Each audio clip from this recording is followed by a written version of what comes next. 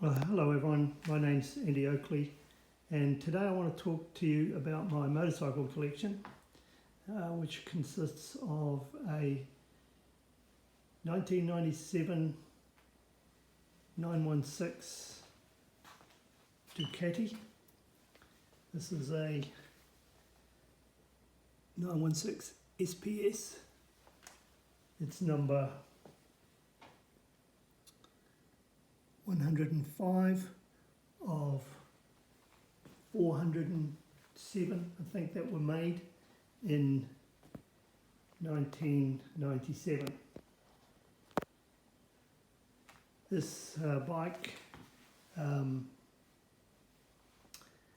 was designed by Massimo Tamburini. In fact, all these bikes here were designed by Massimo Tamburini. He took motorcycling, if you picture the CB750, the Honda CB750, this was the style of motorcycle from the mid-70s, and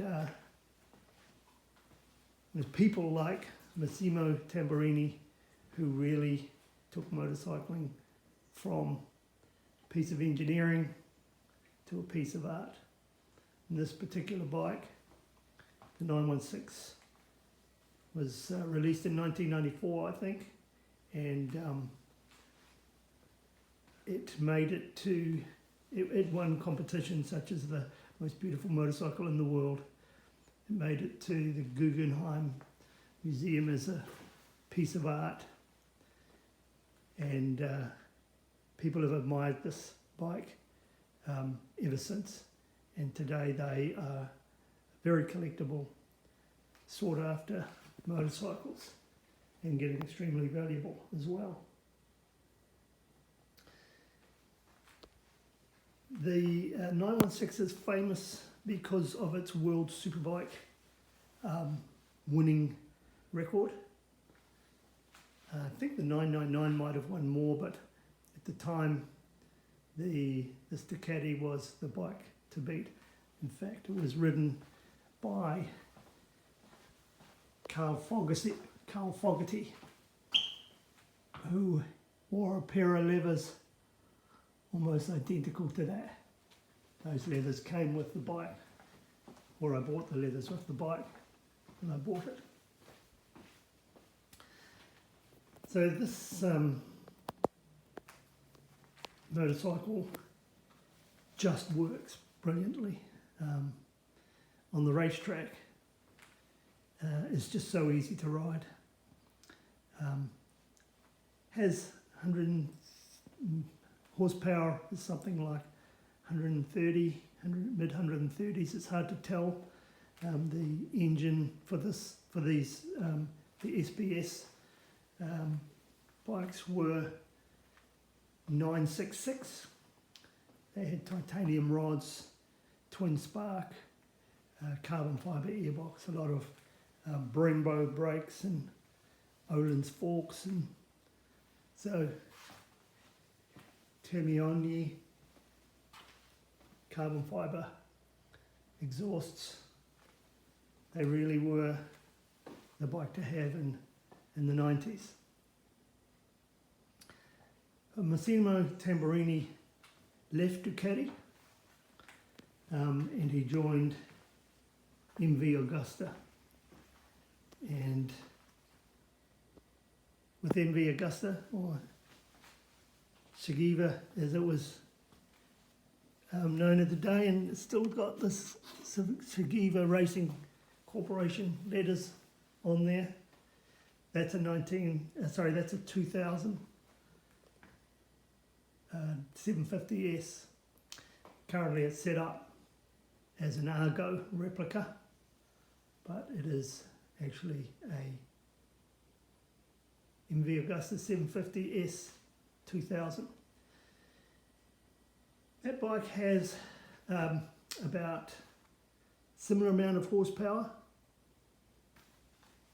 I think they come out with 128. I think that one there might have a little tickle in the valve area and have something like mid 130s, so similar horsepower to this bike, but they deliver the horsepower very differently. That bike has got 75 newton meters of torque, and this bike has, I think it's something like 96 newton meters of torque, so it has much more torque right through the rev range, whereas this bike really comes into its own at the top of the RPM. So when you get to about 8,000 or 9,000 RPM, that's when that bike really sings, and this one sings everywhere. So for me, the 750S is very awkward to ride on the road. The ergonomics, although not that dissimilar to the 916, if you put them side by side, they're not too dissimilar, but there's something about the ergonomics of the 750 for me anyway that almost feels like a hinge in the middle of it. When you're riding the road, it's not really stable until you're moving quite fast, and there's a long reach from the seat to the handlebars. It seems much longer than the Ducati, although I think I've measured them and there's not a lot in it. Anyway, there's something about riding the 750 that's more uncomfortable, but in terms of the difference between the two bikes, I think the Ducati to me seems, in the car world, equivalent would be a Ferrari. It has a racing heritage and everything works on it very, very well. It's not overcomplicated. It's beautiful lines. Some people say that the front is like the breasts of a woman, and they've used the curves all the way through. And in that sense, it's a beautiful motorcycle to look at. Wonderful, wonderful curves. Whereas this, the MV Agusta 750S, I believe it's more like the Lamborghini. These are all Ferrari brands, all Italian brands, of course. He's really turned on the bling in the 750S rather than the innovative two-tail pipe that he used under the seat for the Ducati. He went to full hog, and he now has 4. There's another one there, but the 4, that's a race pipe on the RS3 Arrow race pipe. But now you've got 4 rockets coming out from the rear. Beautiful pipe work. The engineering on the 750S is a step up.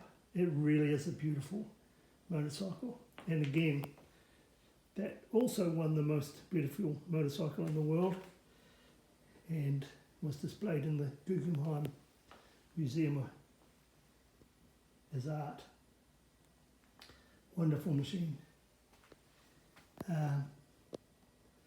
Then we moved on to Tamburini's, one of Tamburini's last designs. He's passed on now, which is, it's a 1090 MV Agusta 1090 Brutale, 1100 cc's.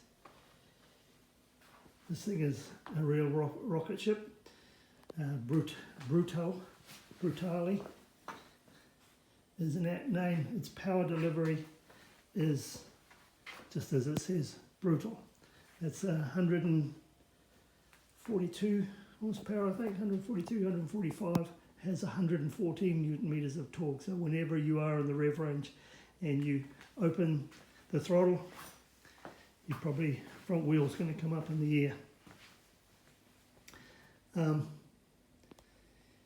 What can I tell you about this bike?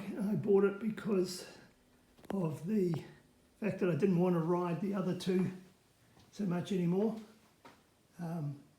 They were getting very valuable. Parts are hard to get, and I just wanted to keep them as pristine as I could. So this bike was bought much cheaper purchase price, and ergonomics are much better. It's a sit-up bike. Unfortunately, no fairing with it, but you get a little bit from this dash, unique use of the dash. I would say that that bike is a very easy bike to ride. It's comfortable, although the seat is very hard after a couple of hours on it, but it's very comfortable, upright sitting position. You can take it to the track, and I have. In fact, I haven't had the Ducati at the track. I've had the 750 and this one. A very capable track bike, very powerful. Keep up with most things there. Equally at home, touring. Well, maybe not. For me, I think that the setup is just too busy. At 100 kilometres an hour, I think you're sitting at 4,000 RPM, and the motor is really busy. Any change in the throttle, it'll shoot forward or slow down. It's just so busy. Could do with another couple of gears, I suppose. But that's how they made it. It's called Brutale for a reason. It really has got some power, and it's got power in the mid-range and masses at the top too. It's not as fast as some of this is a 2014 bike, so I think there are some bikes that are more brutal. But I don't think they have the setup, everything happening at 100k that this bike does. So there you go. There's a little bit of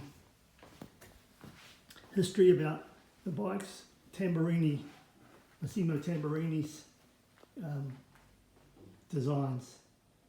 So most people pick the Ducati 916 as his number one design, and next is the MV Agusta 750S as his number two design, and lastly the Brutale is his number three design. And so I have Tamburini's 1, 2, 3. I hope that was of interest to everyone, and thanks for listening.